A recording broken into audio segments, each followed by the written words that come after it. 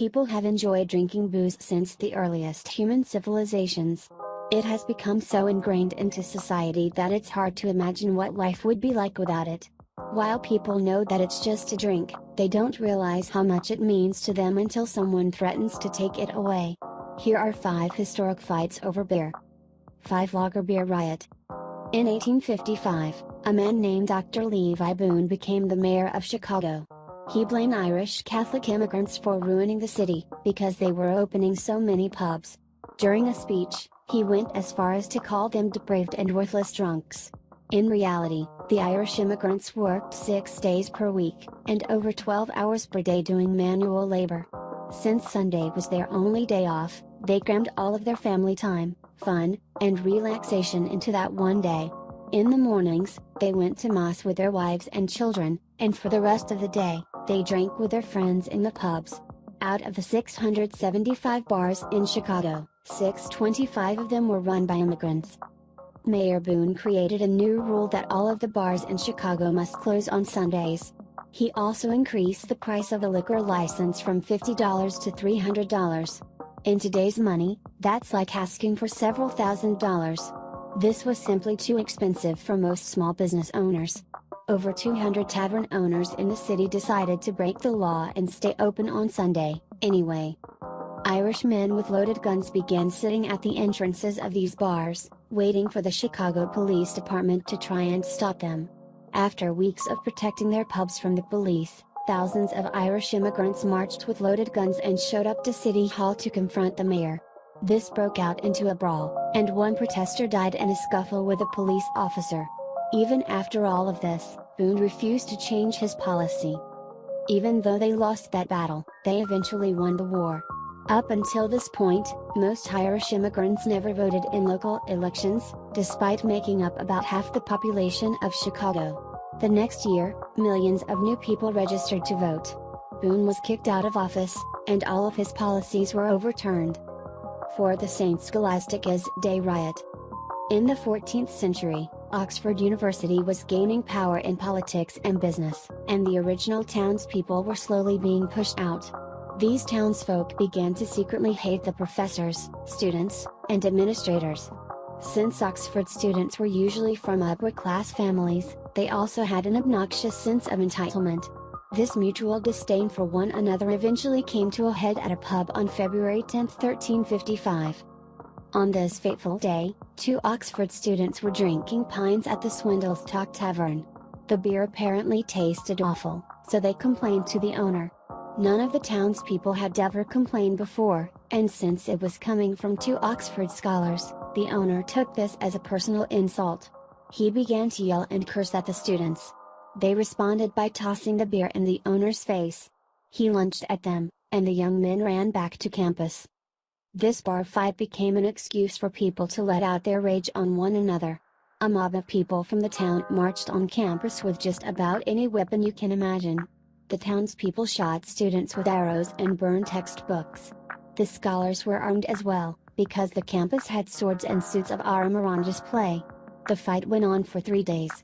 Dozens of students and townspeople were killed, and it really didn't resolve much of anything.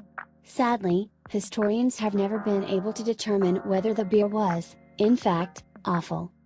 3 Wrocław Beer War.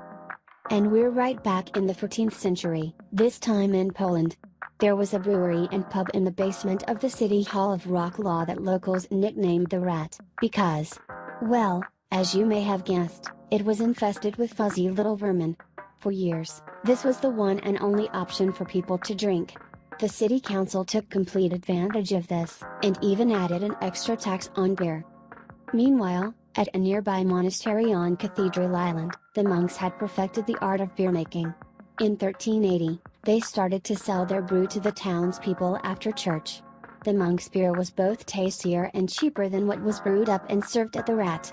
It was also far more convenient for churchgoers who were already on the island, anyway.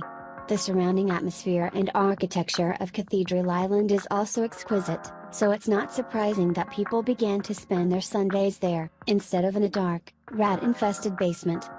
Of course, the town council was outraged. The monks were not only destroying their business, but they were also losing a tremendous amount of money in taxes. They claimed that the government were the only ones allowed to sell beer in Wrocław. The bishop told them that was not true, and their municipal rules meant nothing on the island. So, they went to war. Well, a trade war, anyway. Whenever the monks needed something, their supplies were always delivered to Wrocław first, and then they were sent to the island.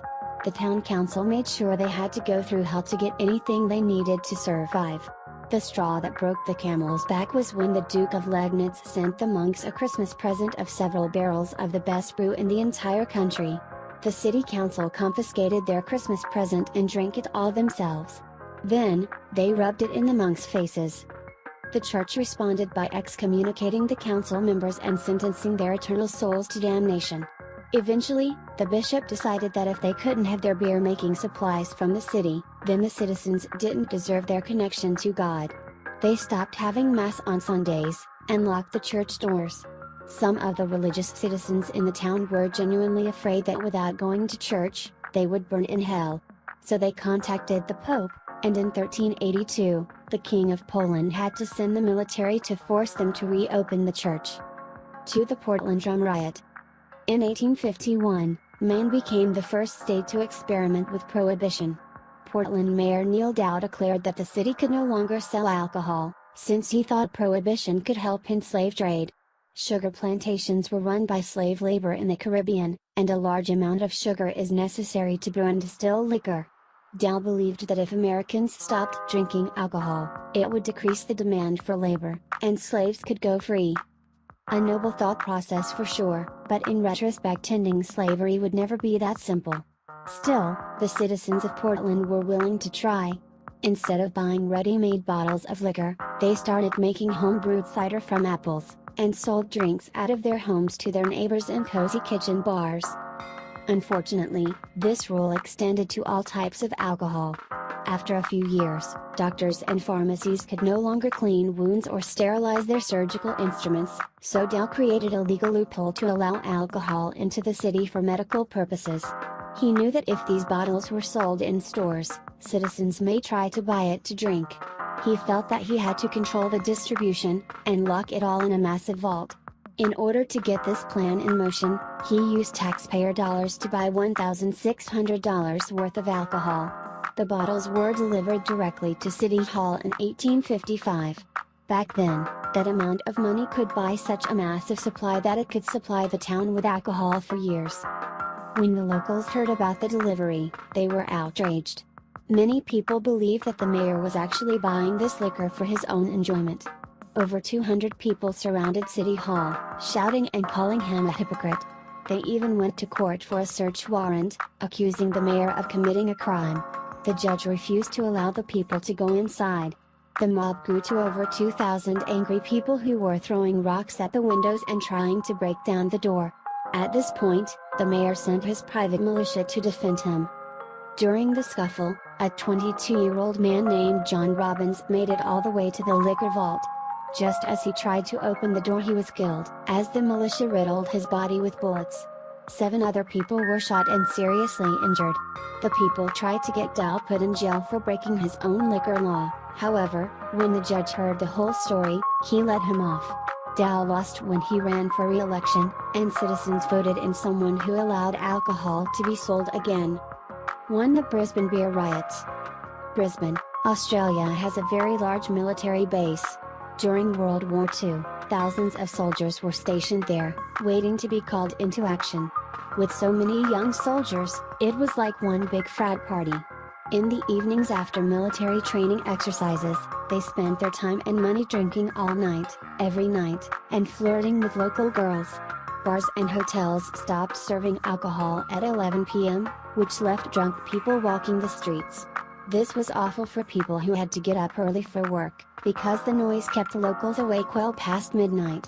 In order to combat this issue, the local government created a new rule that bars must stop serving alcohol at 8 p.m., and close on Sundays. The soldiers decided to ignore the new law, and continued partying as much as they wanted. Since everyone was ignoring them, the city council wanted to show a sign of force. On October 26, 1940, Police officers were ordered to show up to bars and hotels on Queen Street. It was a Friday night, so at 8 p.m., many of the soldiers were just getting started on their first pint when the cops showed up, telling everyone to pack it up and go home. The soldiers blocked the street to prevent cars and trolleys from driving through, and they began fist fighting with the police. People who had been in the movie theaters started to come out to witness the fight, because it was far more entertaining than any film they could pay to see. Journalists and photographers showed up to take pictures, but they were quickly pushed out by the mob. The soldiers destroyed the journalists' cameras, so there would be no photographic evidence of who participated in the brawl. The mob took advantage of the chaos to break into the Grand Central Hotel. They smashed windows, and stole kegs of beer. The fight continued until 12:30 a.m., when peace was finally restored, presumably because the sight of soldiers rolling a giant keg of beer down the street singing "Roll at the Barrel" is something that should make everyone smile.